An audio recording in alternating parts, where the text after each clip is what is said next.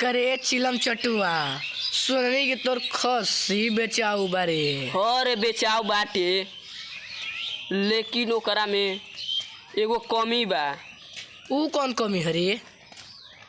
ओकरा में एगो कमिए बा, तोरा के ना बताई। बताऊ ना रे। सुन ले। हाँ ये सुननी कि आज भर ढील द आ ढोड़ी द के छील द।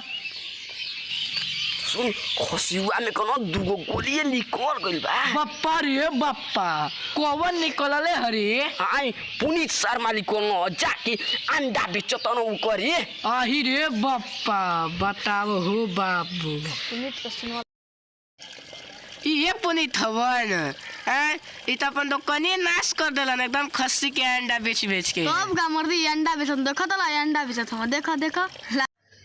आप लोग से नम्र निवेदन है कि सोनू सिंह 82 यूट्यूब चैनल को सब्सक्राइब करके और कमेंट में जरूर बताएं कि हमारे बच्चों की कॉमेडी कैसी लगी। धन्यवाद।